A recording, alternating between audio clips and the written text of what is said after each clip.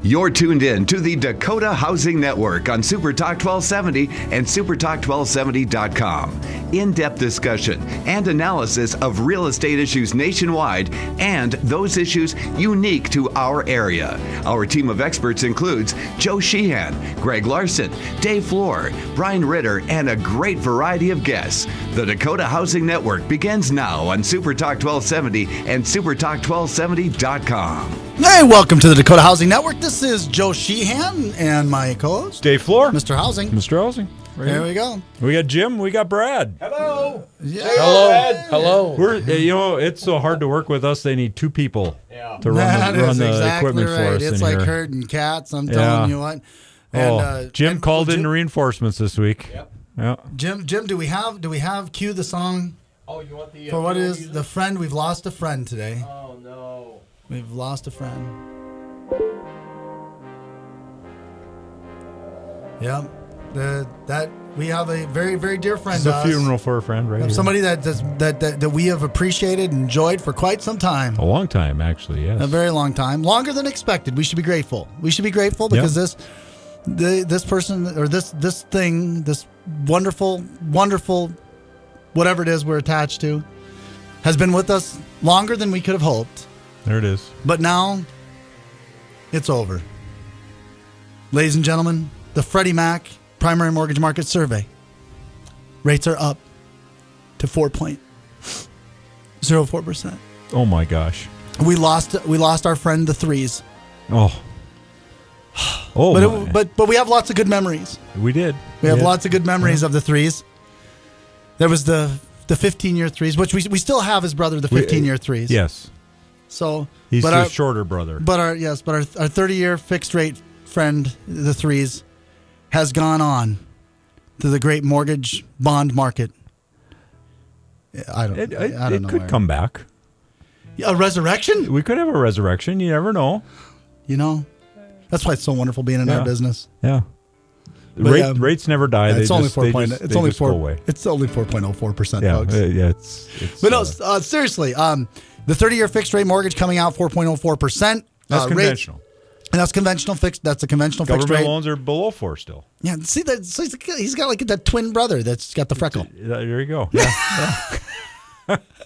So anyway, but the primary mortgage market survey officially is ticked into 4.04% on the 30-year fixed rate mortgage, according to Freddie Mac's primary mortgage market survey. So what should we do about it, Joe? What should we do? It's I can't wait to. Well, let's go ahead. Let's read what mortgage market guide has to say about it. What does Bill and his friends there say? Let's see. What do they say?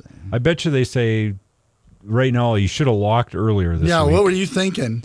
You should have locked earlier this week. Right now you might as well float and see if it'll come back down. We told you. That's my guess.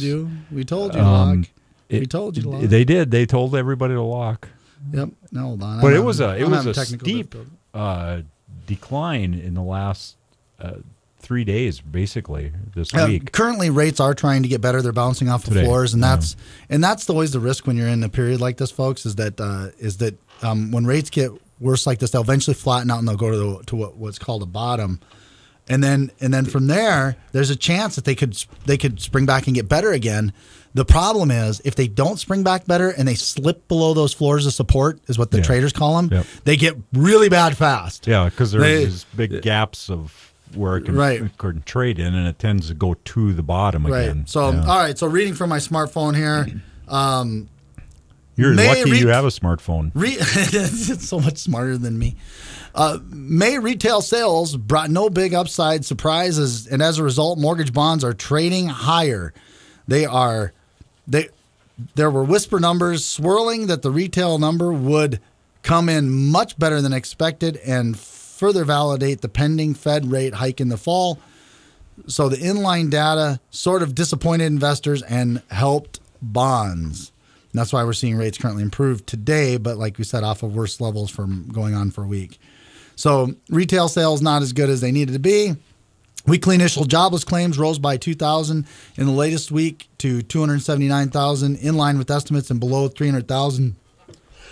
Oh, bless you. Oh, my gosh. On the air even.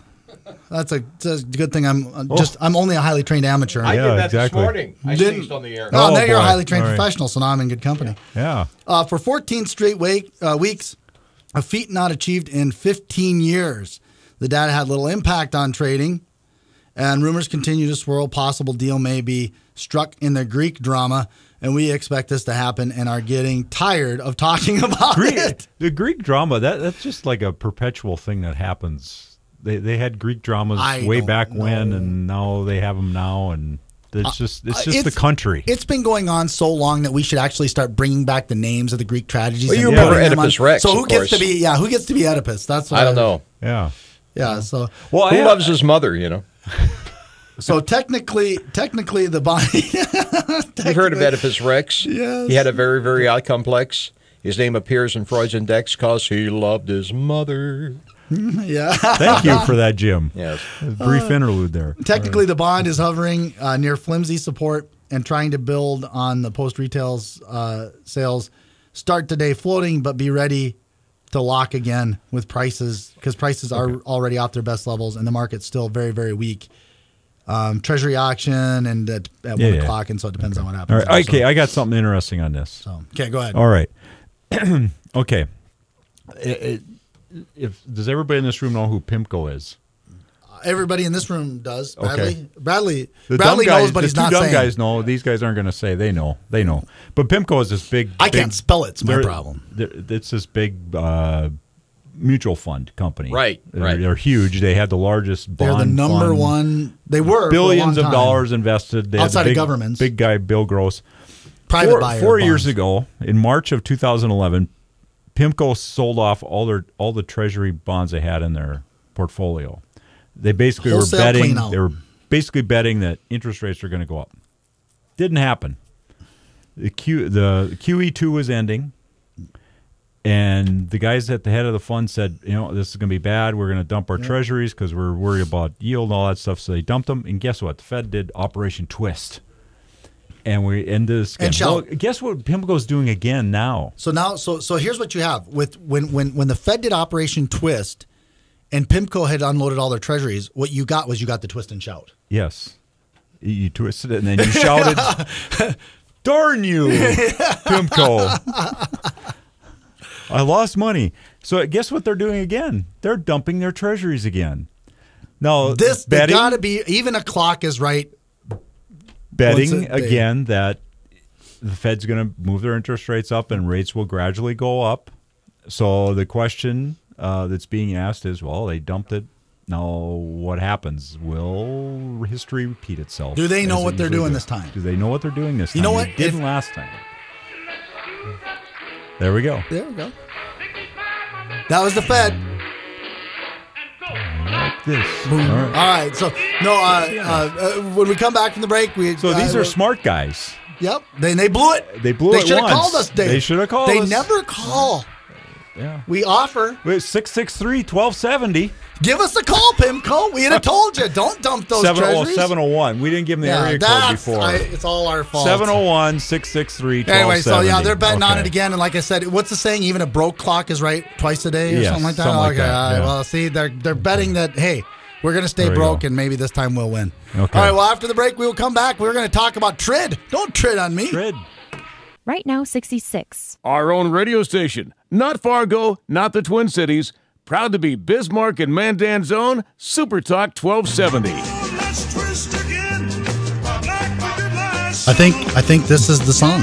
That you won? I think this is the Joel, song. ladies and gentlemen, we didn't know this till just now, but Joel is the twist and shout champion of the Badland Boards of Realtors out in Dickinson. That's right. You In a took field out of, you in a took field out of in a field of one, I took first. and or No, I didn't. excellent. You took out your competition. That's right. I wasn't afraid to trip and push down Uh-huh, those yeah. poor ladies that were twisting Yeah. against me. Well, you got to win. That's right. It's you all gotta about. win. It's all, nobody remembers a loser. Yeah, Bill Belichick right here. He's in our studio. I'm telling you, I saw him. They deflated those balls, and I'll tell you what.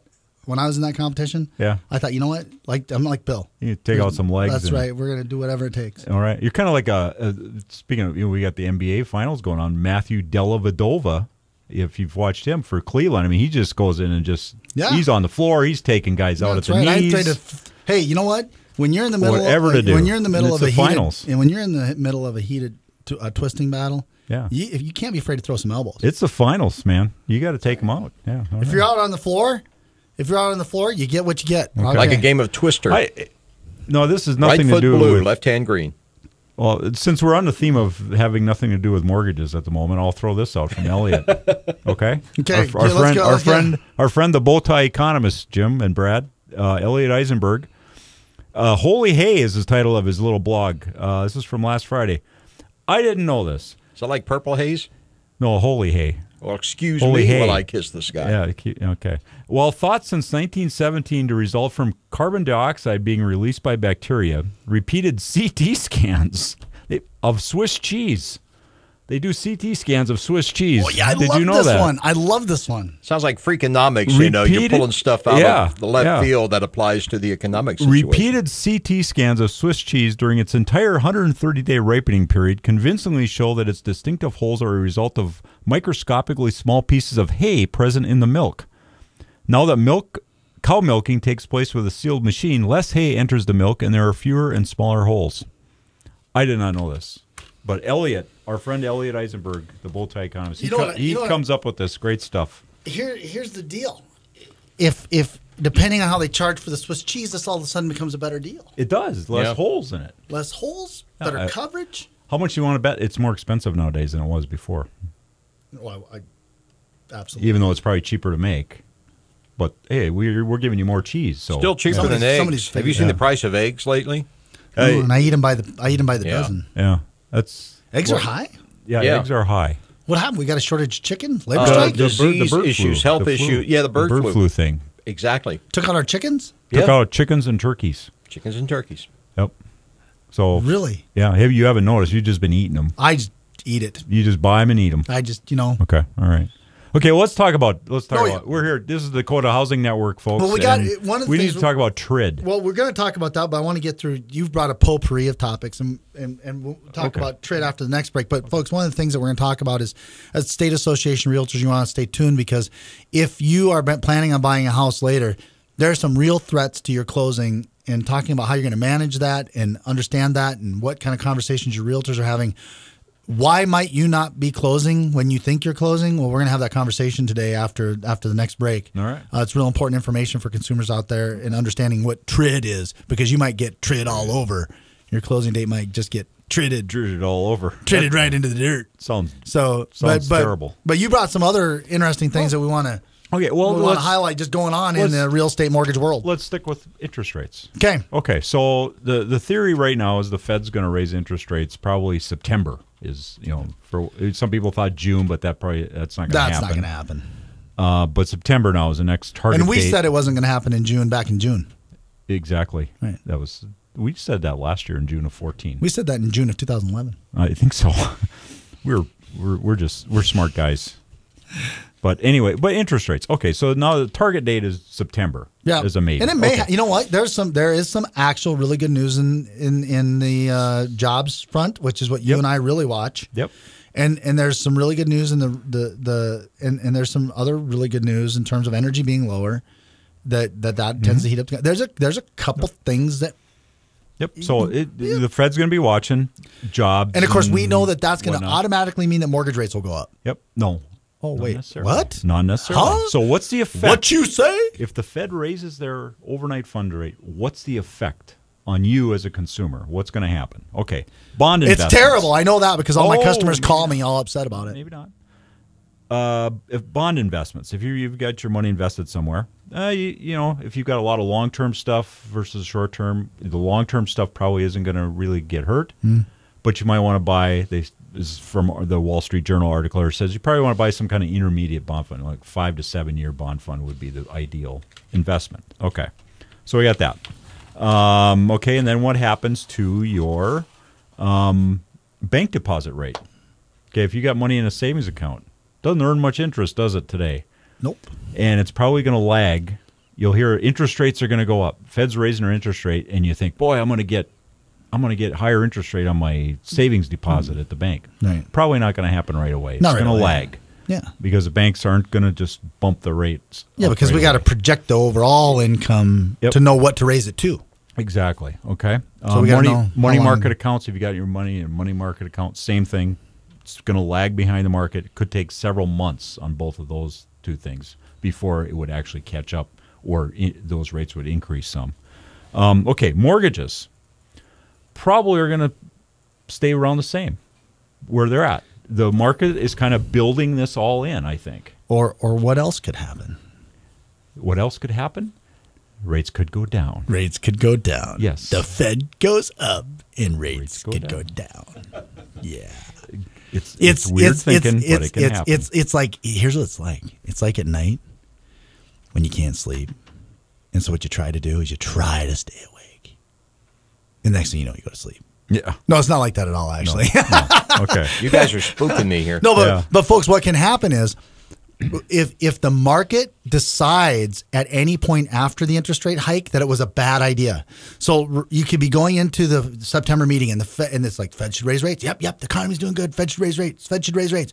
Fed raises rates. And then all of a sudden, because the Fed raises rates, if anything ticks off of that, and all of a sudden there's a slowdown in the economy, and now money's more expensive at the same time there's a slowdown after the rate rise, what will happen? What will happen is people will bail on stocks, they'll go back to bonds, and depending on how hard they do that, you could actually have mortgage rates go lower after a Fed increase. It's going to drive the yields down, and that will lower rates. And you could even have mortgage rates go lower before a Fed increase, because what could happen is if the Fed is indicating, or somehow somebody says the Fed is indicating that they're going to for sure raise rates, and the market believes it's a bad idea, the market will try to build it in by investing in bonds before the hike to make sure that they're in place for when the economy doesn't do well after the rate hike. And so they'll go to bonds lowering rates prior to. And we've played that game a lot I've played that game a lot with folks where we locked ahead of a rate hike and got better interest rates. No. Or right after, Yeah. when everybody thinks it's a good deal. The Wall Street Journal article here is recommending a little caution on getting an adjustable rate mortgage in this environment. And that's where you want to talk with your person at the bank, the loan officer, your financial advisor. You want to talk with them about this stuff. You know, is an adjustable rate mortgage still a good idea for me? And it really comes down to what your situation is. How long are you going to be there? Exactly. Because here's the deal: the 357. Here's what a lot of people don't understand about adjustable rate mortgages, and probably is not explained very well in the Wall Street Journal. Right. Yeah. Is that there's usually on a conventional. If you're getting a conventional, there's typically a lock term of 3, 5, or 7 years, even 10. But 3, 5, and 7 are the most popular. And so that rate's locked at that low rate for those years.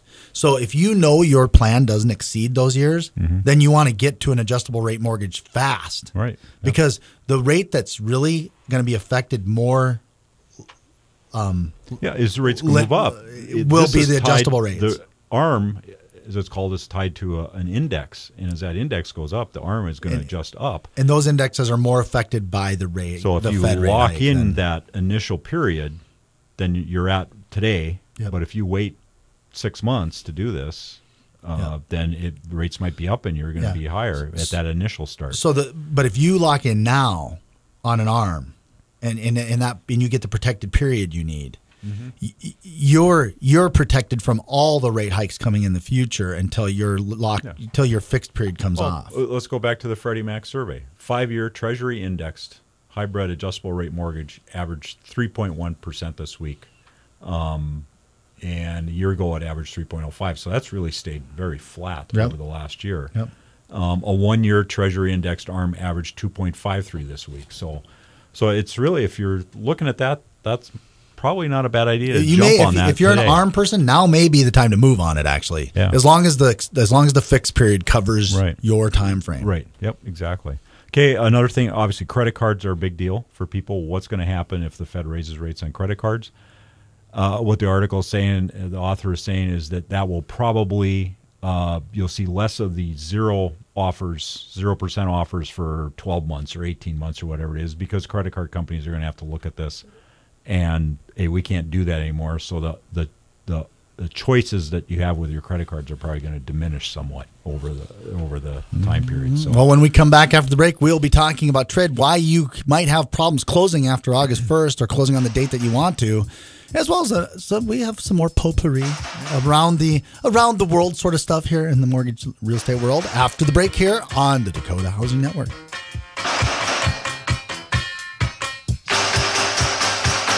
The best things in life are free, but you can give them to the birds and bees. I want money. That's what I want. That's what I want. That's what I want. Right now, 66. Sean Hannity, weekdays at 2, only on Super Talk 1270.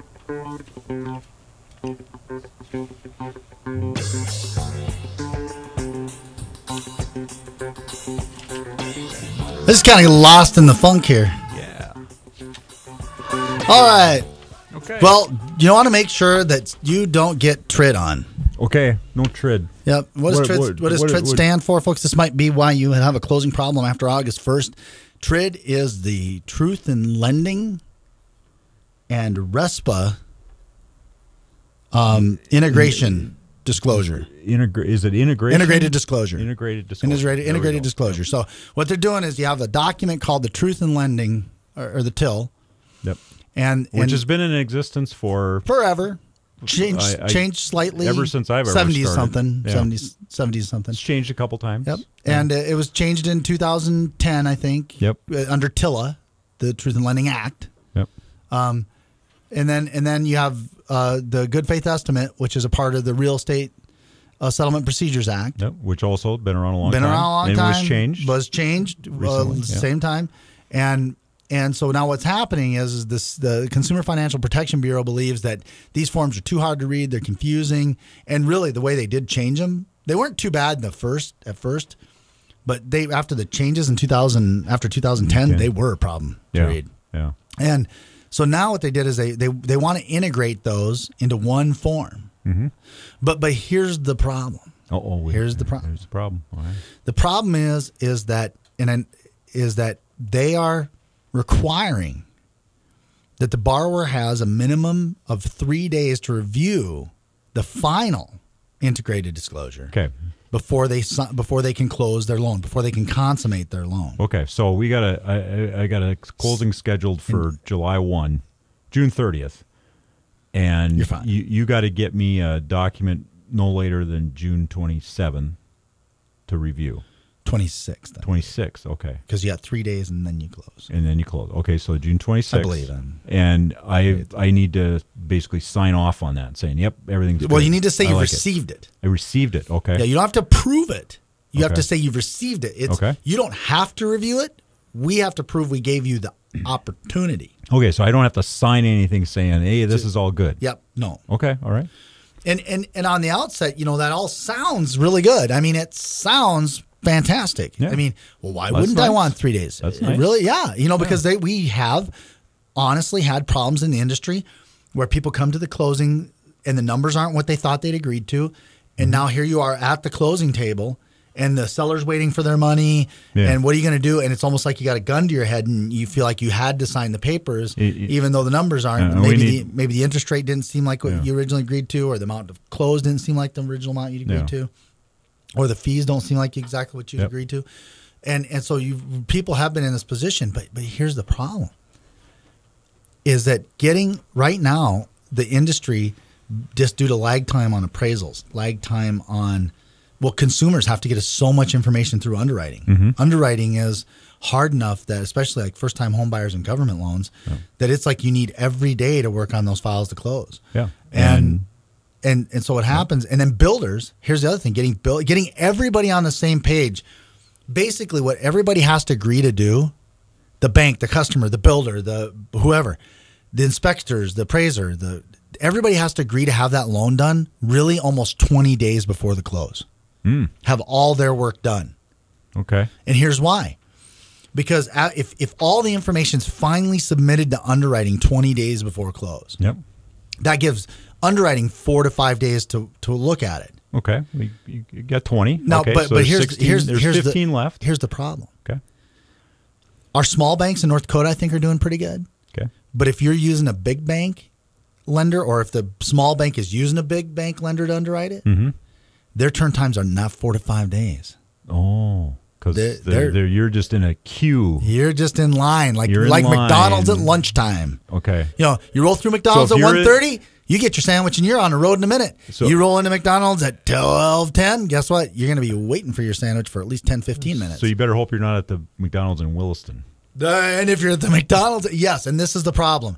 This is the problem is that some people's loan files are at the McDonald's in Williston. And it's going to, yes. And they don't have enough staff, and it's going to take all afternoon. Right. And so here's the problem. So even if you agree to get everything there in 20 days beforehand, now think about it, 20 days. Because all the time people, when we're asking them for stuff, they can't find it. It's in a lockbox. Their ex-wife had it. Who knows? I don't know. Yeah. So anyway, so you get 20 days. So let's say underwriting does get it out in 4 to 5 days. That's being optimistic. Yep. Does it ever just come out of underwriting perfect and there's no other needed requirements? Everything's hunky-dory. No. Probably not. No. The underwriter's always going to find something that's wrong. Yeah, but Joe, I sent you all this information. It should be perfect. Right. And so there's going to be something else you need. That's going to have to go back. So it takes somebody a day or two to get it back into underwriting, another 4 or 5 days. Now you're really down to 10 days. You're really 10 days before closing now. Yep. So let's say you get your clear to close 10 days before closing. Okay. And it takes your loan officer and the title company 1 to 2 days to get your settlement statement out to you. So now, wait a minute, I was at 10 days. So now I'm down to 8 days. Am I 8? Okay. Now here's the deal. If you sign face-to-face, you can close in 3 days. Okay. If you can't sign face-to-face, you've got to wait 6 days, which is really 7 days. Because they count 6 days as if it was mailed. You should have received it and had 3 days to 3 days mail delivery time, 3 days to review it. So if you can't come in the day the settlement statement's done, now you're really waiting almost 7 days. Okay, so to close. And so this is all got to be, so really the way we all have to plan this, because we don't know what your availability is going to be, we really have to plan to have your loan done, cut, and your settlement statement done 7 days prior to close. Guess how many times that happens right now? 0. Right. Yeah. Every once in a while we get our files done, but it's like nobody's ever perfectly in line. Yeah. So if we send docs to the title company 10 days in advance, guess what? Title company doesn't get them done until a day or two before. Yeah. If the title company is ready for our stuff 10 days in advance, guess what? We're not ready till 5 days before. Yeah. I mean, it's like nobody's that perfectly in sync. Well, yeah. Okay, to wind up having all files being done, ready, sealed, delivered, and put in the mail 10 days before. So if I am not going to be able to personally attend a closing, and we wanted to do this online or through the email system or whatever, then you got to send it out. You've got to allow for 3 days to get that, and then you're basically saying I've got to spend time to get it back to you. So you've got to plan for a 6-day period, and that's the law then. Yep, that's the law. Okay, this isn't your bank's policy. It's the law. This is we will get hammered if we don't follow this law. No exception. Okay, there's no exception. No, what happens? You are guaranteed this right. What happens if you send this out to me, and I turn around and I sign it and I get it back to you, and that occurs 2 days later? Then we're good to go? You can close or not? Nope. You can't? No, if I don't have you sign face-to-face, that 3-day period's gone. The day that settlement statement comes out. Yeah. So let's say the settlement statement comes out today, and you come in and sign face-to-face tomorrow. Well, it's just 3 days from tomorrow, right? Nope. It's mail time now.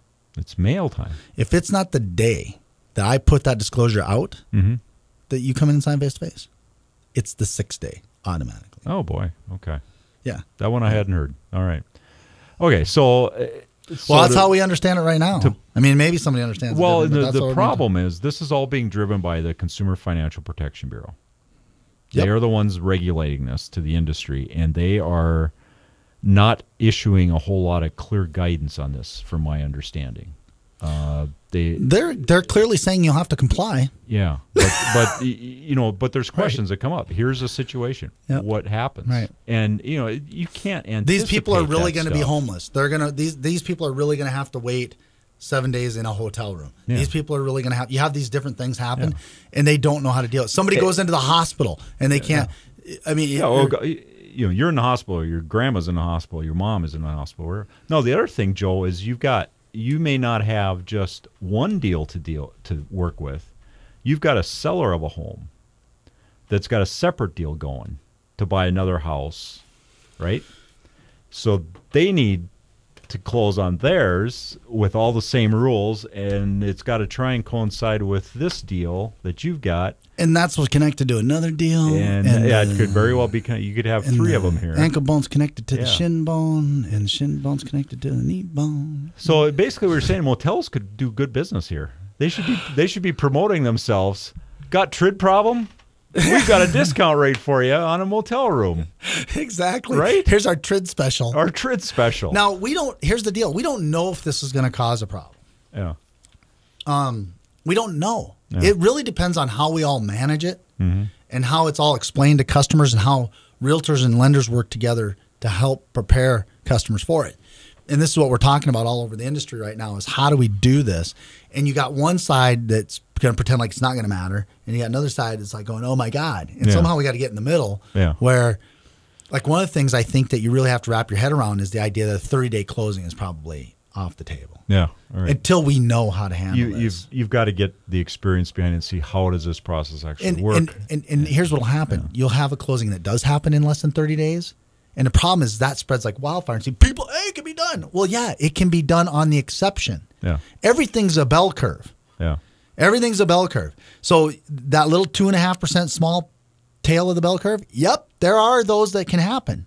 A clean 15-year file with no other. Go. Yep. Yeah. And on the other hand, there's files that are, they're a little stinky, a little dirty, and they're going to take forever. They're going to take longer. And then you got everybody else in the middle where most of it happens. Right. And I'm saying in most of it, that big meat to the bell curve, probably no 30-day closing. Yeah, and depending upon what it is, you could anticipate that ahead of time. That this deal, because this person's got another house already that they bought, it's good to they're already moved in over there. This house is vacant.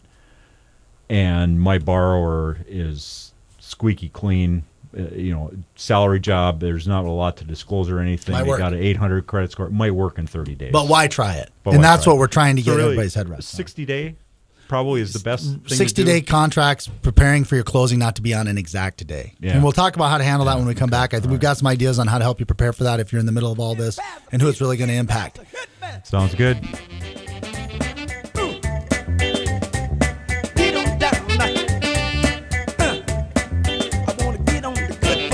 Right now, 68. Get the traffic and weather information you need anytime on Super Talk 1270 and online at supertalk1270.com. Got to give it up, Joe. You got to give it up. Got to give up those 3% rates. That's right. We had to give that up. Got to give up that 30-day closing period. Got to give it up. Just give it up, Dave. Give it up. Just let it go. Got a lot to give up, man. Just remember, though, as long as you're grooving, there's always a chance. You know what? All right. You know what? You got to give up. You got to give up your actual closing date too. Got to give that up. Just got to give it up, man. Yeah. But keep grooving, right, Jim? Yeah. And it might turn out okay. Yeah. There we go. All that's right. It'll. That's right. Jim's like a Zen master. That's here. right. That's what it is. That's the Zen mortgage. Yeah. That's what we're doing. We have a question from our friend Brad. But before we get back to TRID and how you can manage this process a little bit, make sure you do the best you can. We do. We have a question. Go ahead, Bradley. Why don't you give us your question? All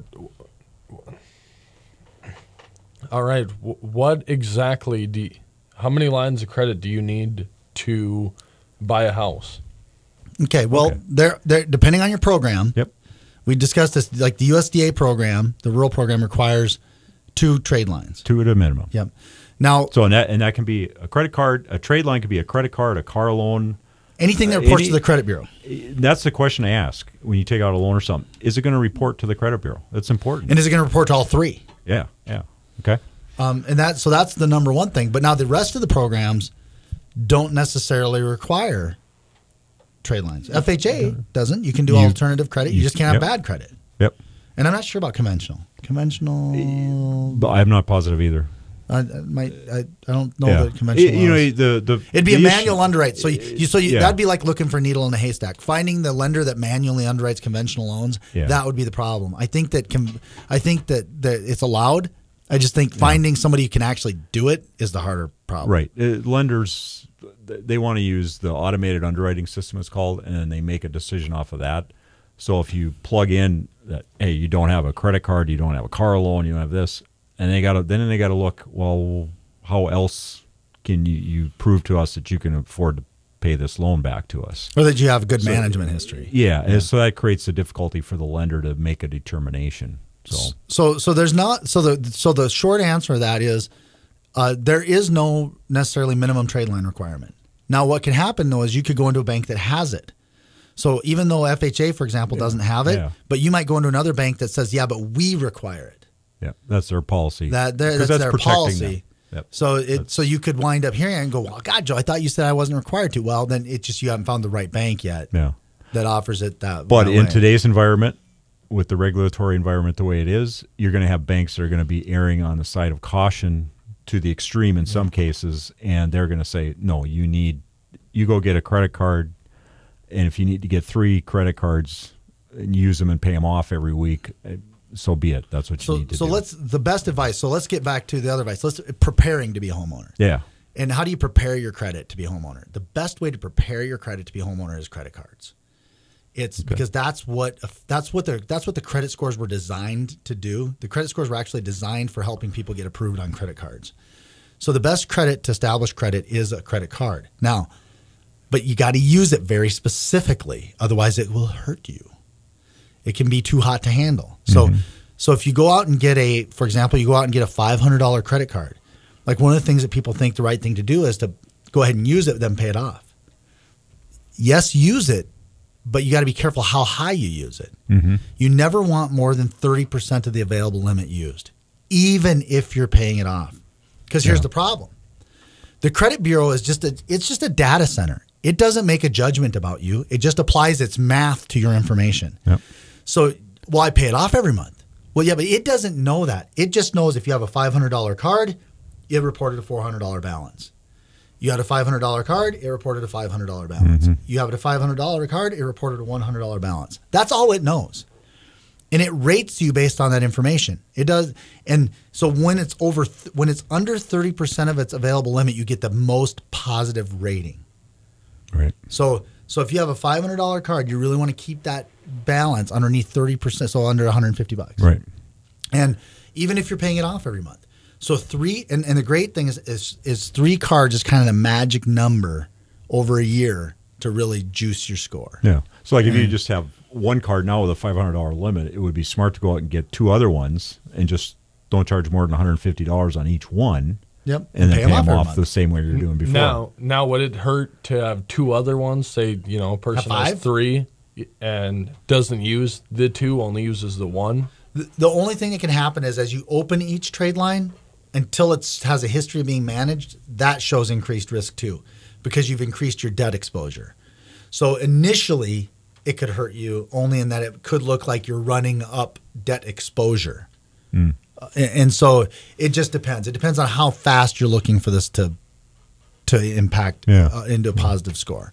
So, if you're talking about 2 years from now, no, it'll help. It probably will help because over time you'll have showed a better management of exposure than 3. But really, pretty much everybody who talks about this that I've ever talked to, 3 is that magic number. You don't have to get crazier than that. Yeah. Go ahead and let them raise your limits. So if they send you a thing that says we're going to raise your limit to $1,000, let them, because if you're now you got $300 right to swing there, and that's good. That isn't harming you. But the other thing about the real risk about starting to get too many out there is fraud risk.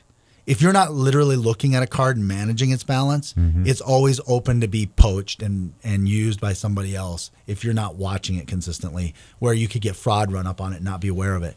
Now that's going to wreck your credit. And one of the ways that you keep good credit is by protecting it.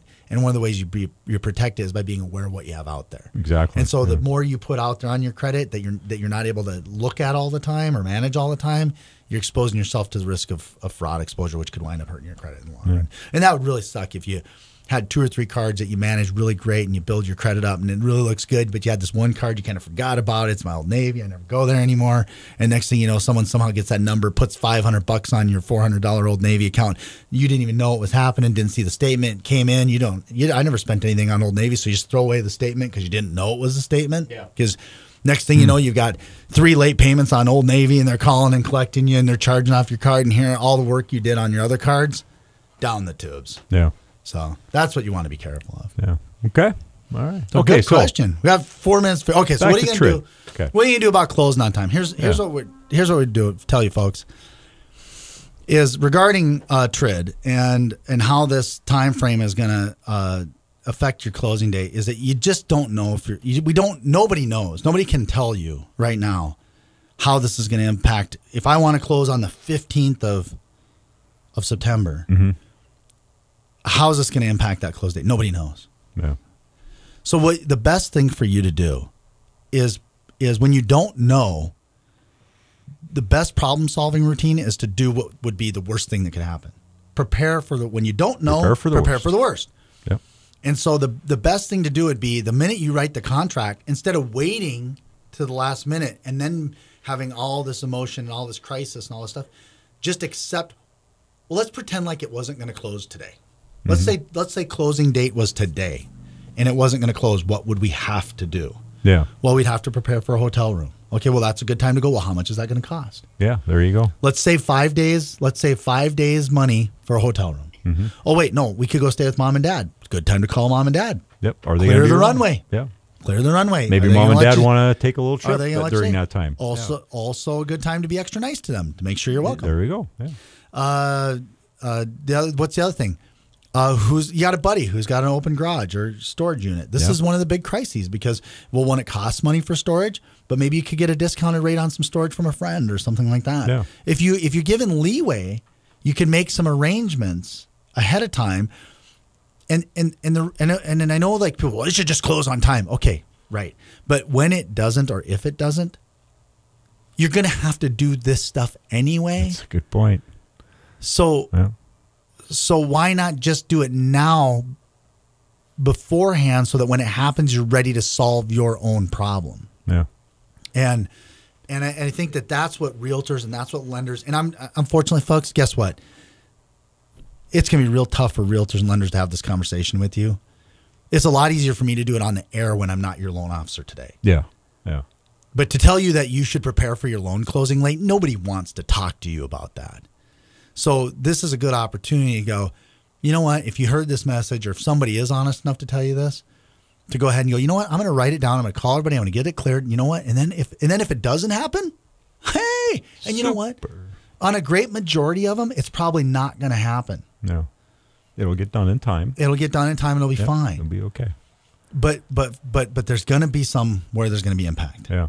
And especially cognizant of that when you're buying a place from somebody that's got to buy another place, or you've got two sales that are going to be or new construction. New construction. Yeah. Here's the problem: the builder doesn't turn in the change order, or you guys forget to discuss a change order, and now that changes your loan amount.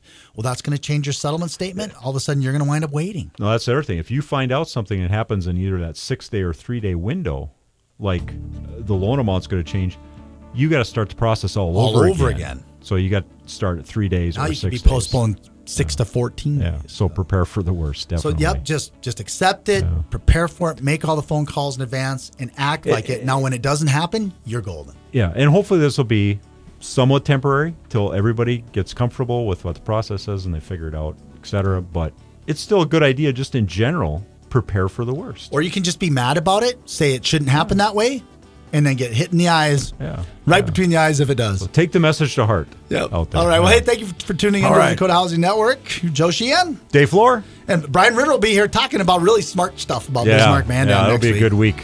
Get rid of us.